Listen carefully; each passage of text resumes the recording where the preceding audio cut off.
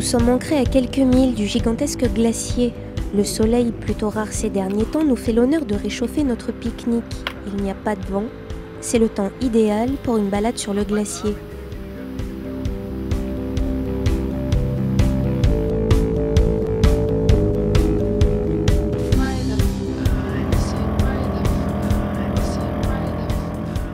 Dans notre petite annexe, nous slalomons entre les glaçons. À mesure que l'on s'approche, le tapis se fait plus dense.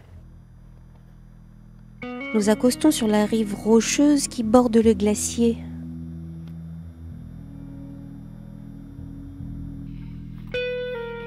On entend parfois au loin un craquement sourd, comme un éclair qui viendrait frapper le sol.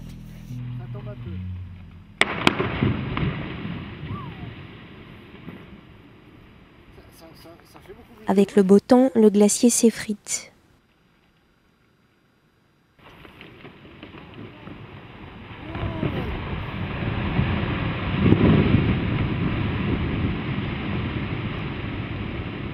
Oh là là, on va avoir un raz-de-marée là, hein.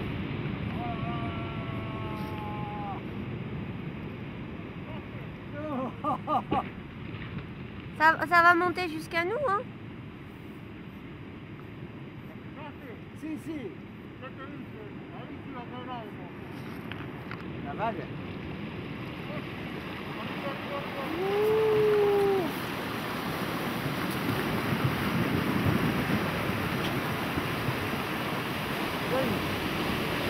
Nous avons laissé le dinghy au bord de l'eau, retenu par le grappin en hauteur dans les rochers. Oh, l'annexe. Et l'annexe? L'annexe, elle va partir, le La gommage. VHF est restée à bord de Loïc. Nous ne pourrons pas joindre les deux bateaux au mouillage. Nous sommes à 2000 de notre voilier.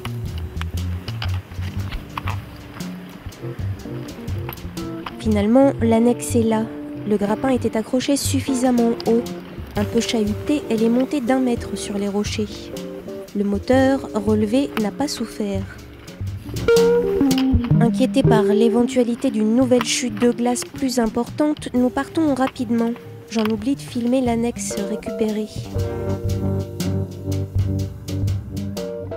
Un capitaine habitué de l'Antarctique nous expliquera plus tard qu'en conditions d'isolement, il ne descend jamais à terre sans débarquer des combinaisons de survie, au cas où un problème survienne avec le dinghy.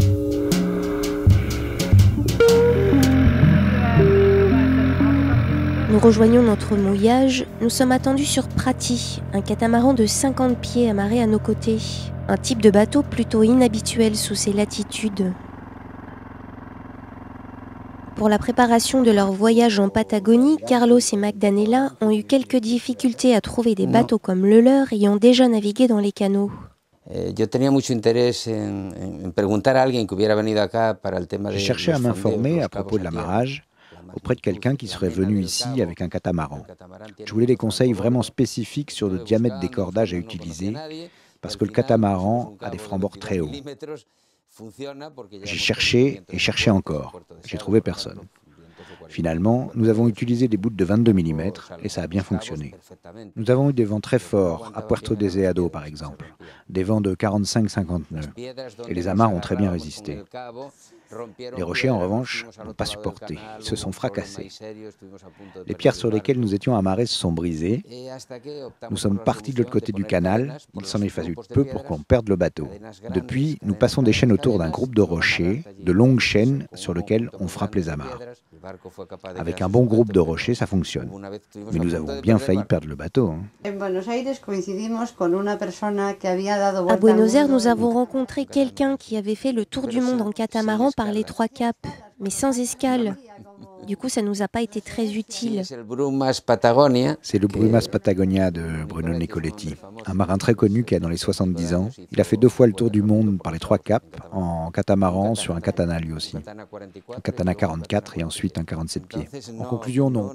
Nous ne connaissons personne qui soit venu ici en catamaran. Nous allons essayer de partager notre expérience pour qu'elle puisse être utile. Buenas tardes, Miguel. Aquí Catamaran Prati, ¿cómo estás? À 19h, tous les jours, l'équipage a rendez-vous avec un radioamateur argentin. Conseils météo, soutien amical, La voie de Miguel via la BLU est connue de plusieurs voiliers qui naviguent dans le sud. Hemos tenido una mañana espléndida de sol y la hemos disfrutado enorme. Aquí seguimos en Senopía, esta tarde-noche tenemos cena, 2 barcos que están aquí, un francés y un alemán, y tenemos cena con baile posterior. Una sangría con frutas, con alcohol, lógicamente. Con bastante. Y luego le pondremos hielo del glaciar para darle la nota de frescura. Le lendemain, les 3 bateaux continueront leur route vers l'ouest contre 15 nœuds de vent. Après cette rencontre, nous ne croiserons aucun autre bateau pendant une vingtaine de jours. Aux dernières nouvelles, le catamaran Prati navigue désormais dans le Pacifique.